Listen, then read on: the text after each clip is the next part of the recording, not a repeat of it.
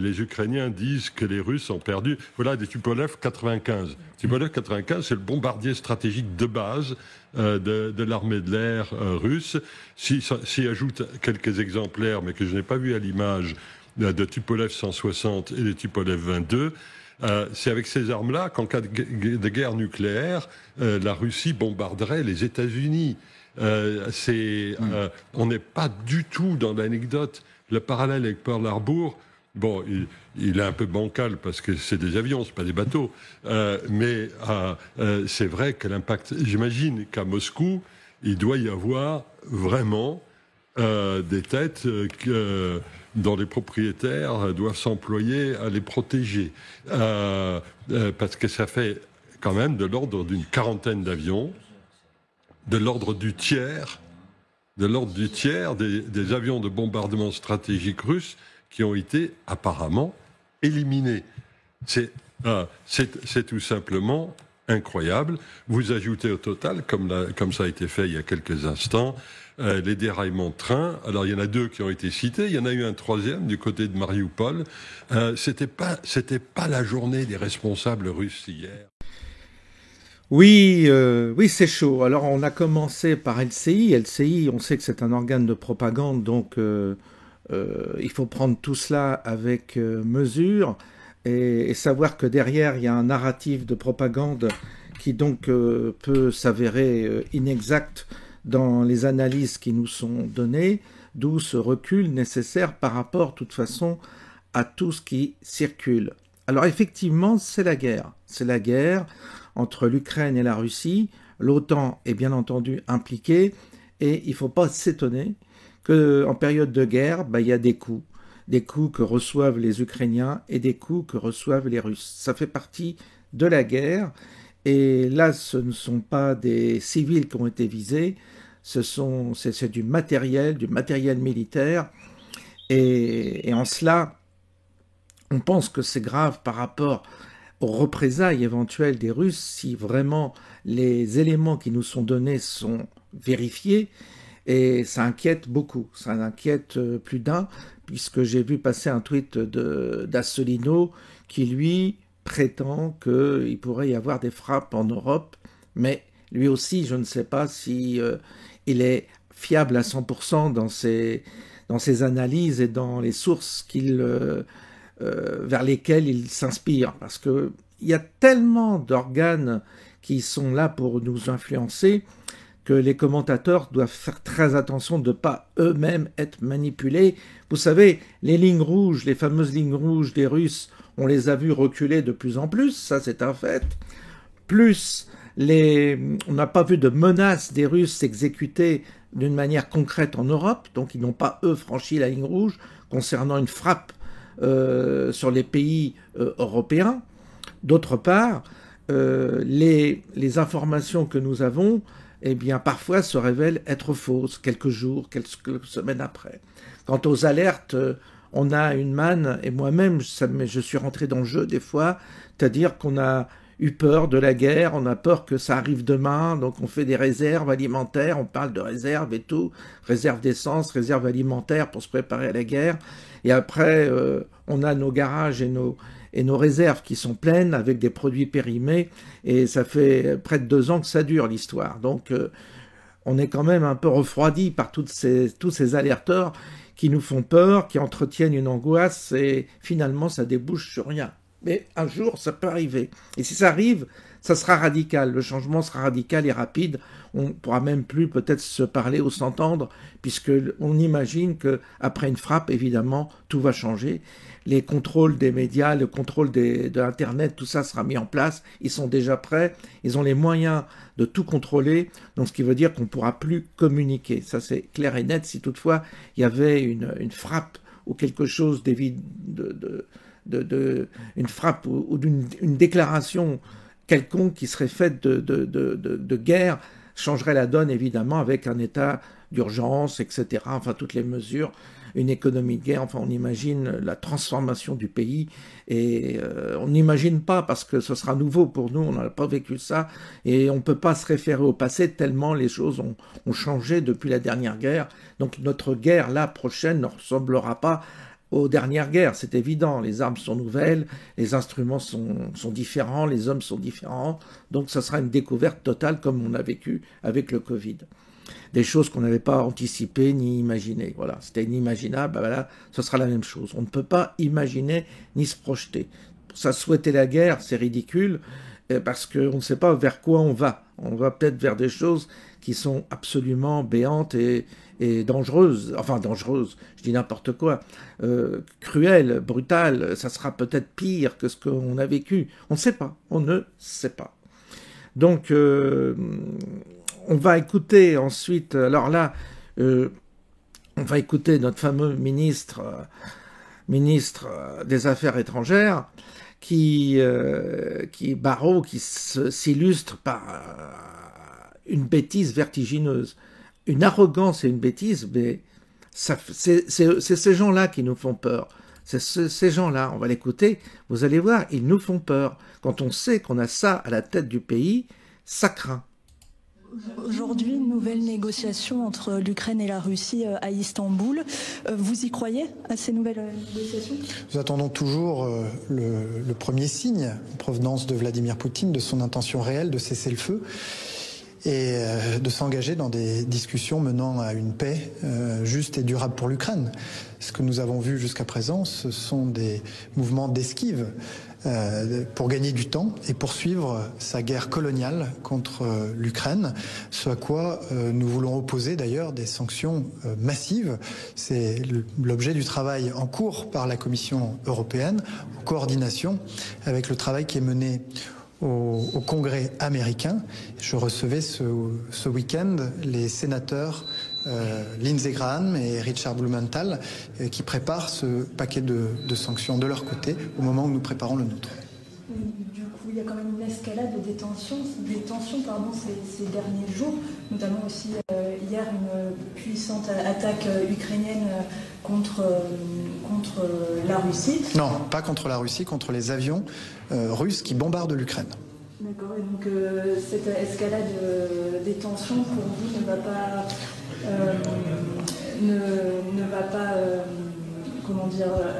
mettre encore plus de tension pour ces négociations ? Je crois que le moment est venu pour Vladimir Poutine de comprendre que de poursuivre inlassablement sa guerre coloniale contre l'Ukraine va lui coûter très cher. D'abord parce que, de toute évidence, les Ukrainiens qui se battent pour leur liberté, pour leur souveraineté, pour l'intégrité de leur territoire ne sont pas prêts de rendre les armes si Vladimir Poutine ne cesse pas son agression.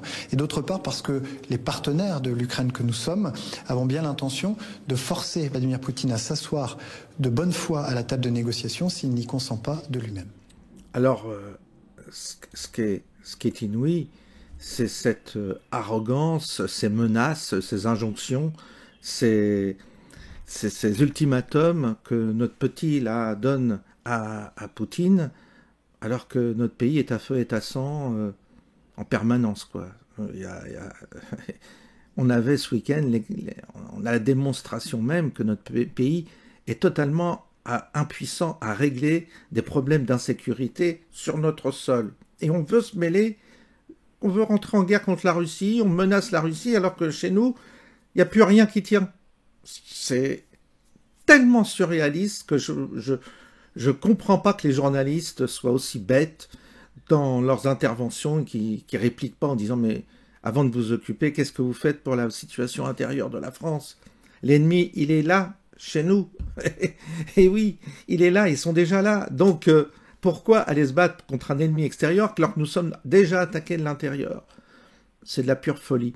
Là, je vais vous faire voir une démonstration de manipulation par l'intelligence artificielle, parce que j'ai vu ces vidéos tournées. C'est là qu'on peut se douter, se poser des questions concernant effectivement la véracité aujourd'hui des images qu'on nous propose, surtout quand il s'agit de guerre et de méfaits qui sont faits à l'étranger. Là, on voit des images, et vous allez les voir circuler.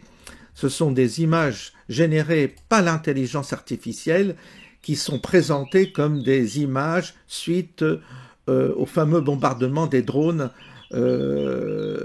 organisés par les Ukrainiens. Alors vous voyez ces images qui semblent quasi réelles. En réalité, la démonstration a été faite qu'il s'agit des images générées par l'intelligence artificielle et en aucunement ça correspond à la vérité. Donc tout ça est bullshit, faux, c'est du fake, et ça tourne sur X, ça tourne sur beaucoup de réseaux. Ben écoutez, voilà comment on arrive à se faire manipuler. C'est pour ça que aujourd'hui, il faut être extrêmement prudent avant de s'enflammer dans un sens ou dans l'autre et de lancer des thèses tant qu'on n'a pas, si vous voulez, la connaissance du dessous des cartes. Alors, maintenant, je vais vous proposer également d'entendre Vincent Herouet dire des choses également à ce propos. Ukrainien. Ah oui, comment vous le décodez? Le coup de force, c'est un coup magnifique. Hein, ça va rentrer dans la légende militaire parce que c'est avec une économie de moyens, ils ont fait un dégât maximum. Ils ont quand même tapé 5 aéroports. Ils ont envoyé à la ferraille entre au moins une douzaine et peut-être une quarantaine de bombardiers, notamment les bombardiers stratégiques russes, qui va poser un véritable problème, parce que c'est la force nucléaire, la puissance nucléaire de la Russie qui est ainsi défiée. Ils viennent de perdre le tiers ou le quart de leur composante aérienne, de cette force nucléaire, avec laquelle ils gesticulent beaucoup. Ils menacent régulièrement quand même l'Europe de représailles nucléaires. Et donc c'est un coup qui est extraordinaire parce que on dirait un coup du Mossad, vous savez, c'est avec peu de moyens, donc des camions qui ont été garés à proximité jusqu'au fin fond de la Russie, à proximité des aéroports, et d'une manière automatique, télécommandés depuis Kiev ou ailleurs, les drones se sont élevés dans le ciel et sont allés s'écraser sur ces appareils militaires qu'ils ont ainsi détruits par le feu.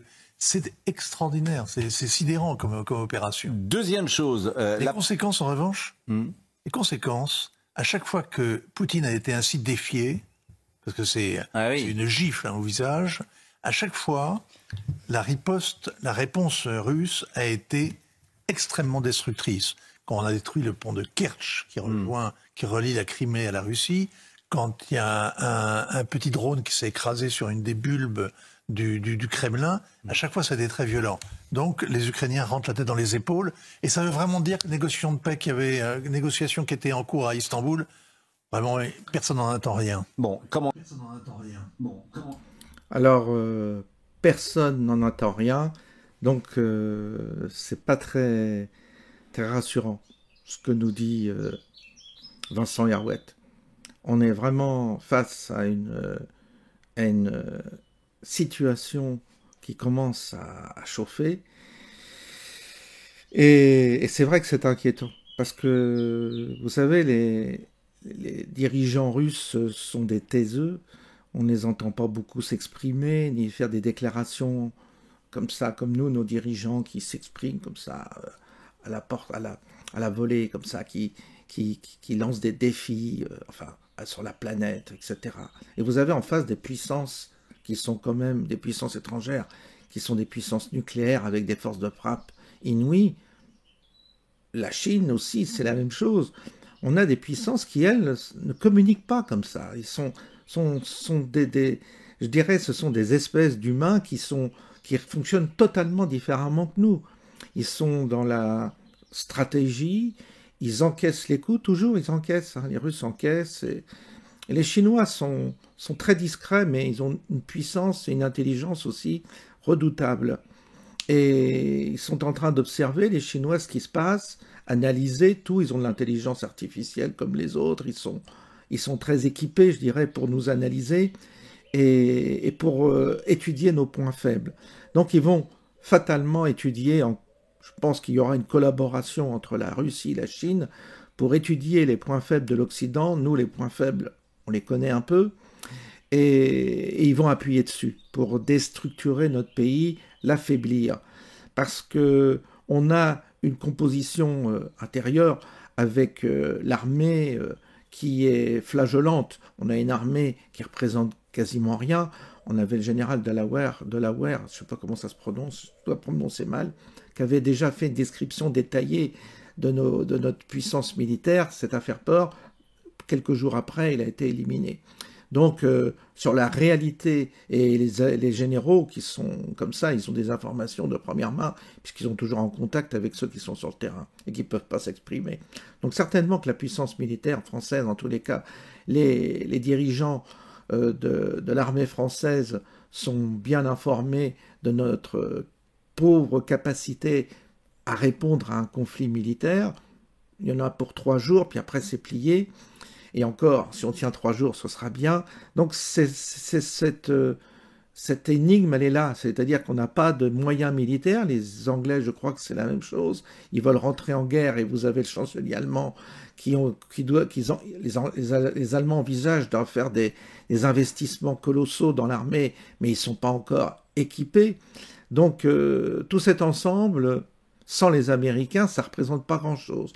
Donc le point d'interrogation, c'est l'action des Américains. Soutiendront-ils l'Europe ou pas en cas de conflit?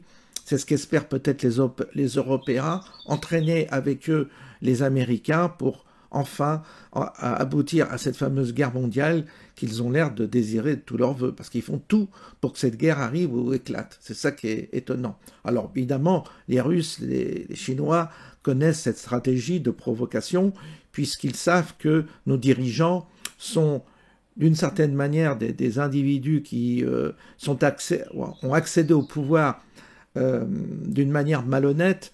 On sait qu'il y a beaucoup de corruption, on sait que les programmes les programmes politiques ont tous échoué et que nos pays sont en déclin, et que ce déclin, évidemment, on peut l'effacer avec une guerre en disant tout est de la faute des Russes, nous on n'y est pour rien, la situation en France est dégradée, mais ça sera la guerre va tout effacer, tout avaler, avec le Covid, les vaccins, tout ça, on avale tout dans la guerre, et eux ils sont déresponsabilisés de même coup par une nouvelle situation, évidemment, politique, une situation géopolitique.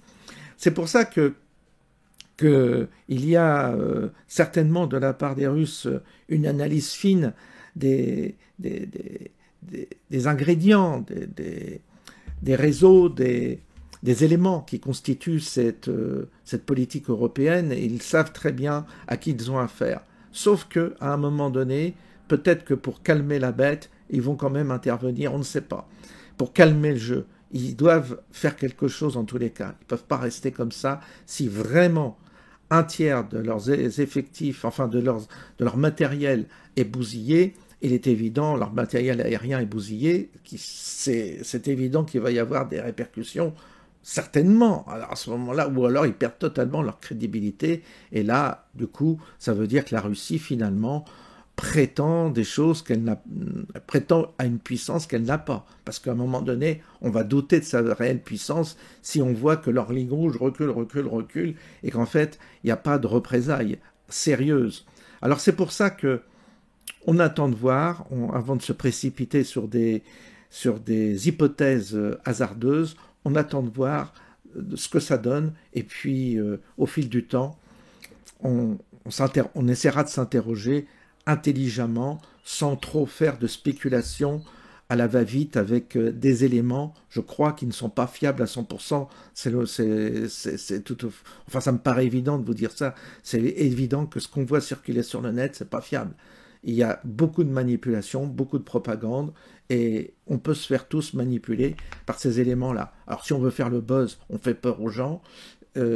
Si on veut faire du buzz, on rassure aussi les gens. Je veux dire, tous les éléments sont bons pour activer l'ascenseur émotionnel, et moi je veux pas rentrer dans ce jeu-là, surtout pas maintenant, parce que c'est trop grave et ça a des conséquences dramatiques. Et puis, le climat anxiogène dans notre pays, ça suffit, on en a tellement que c'est vrai que là, il faut quand même calmer le jeu, sinon les gens vont être malades avant même que la crise éclate. Et ça, c'est pas le but recherché. Attendons de voir, et nous verrons bien. Mais nous ne rendons pas malades par avance, ça suffit, il y a eu assez de dégâts comme ça, assez de gens qui se font du souci, assez de gens qui se sont épuisés, assez de personnes qui se sont ruinées en préparatifs qui n'arrivent pas pour l'instant. Donc il y a eu assez de dégâts comme ça, à force d'anticiper et de mal anticiper. Je suis pour les anticipations, mais là, je dois admettre que on ne peut pas anticiper ce genre de choses. Ça peut même être catastrophique individuellement. Donc il faut être mesuré, il faut faire attention, parce que ça fait 2 ans que ça dure, et là aussi on est pas mal baladé. Et ils agitent la peur, ce qui est un ingrédient pour eux qui leur permet de garder le pouvoir, de conserver le pouvoir, avec un narratif tout le temps anxiogène. Donc c'est pour ça que nous ne laissons pas non plus gagner par tout cela, ça risque de nous rendre malades, de nous rendre soucieux, et de nous faire n'importe quoi. C'est pour ça que dans un certain sens, il faut là aussi avoir la sagesse d'être ignorant et d'être obligé d'attendre un peu ce que l'avenir nous réserve sans trop anticiper, parce que anticiper, quand on n'a pas les outils pour anticiper, on risque de se tromper. Donc moi je suis pour l'anticipation, mais à condition d'avoir des outils fiables. Et les outils fiables, malheureusement, à notre niveau, nous ne les avons pas. Je vous souhaite une bonne journée, et pour ceux qui viennent demain, je leur dis à demain. Malheureusement, je crains qu'il y ait de la pluie, donc venez couverts. Bonne journée à tous et à bientôt.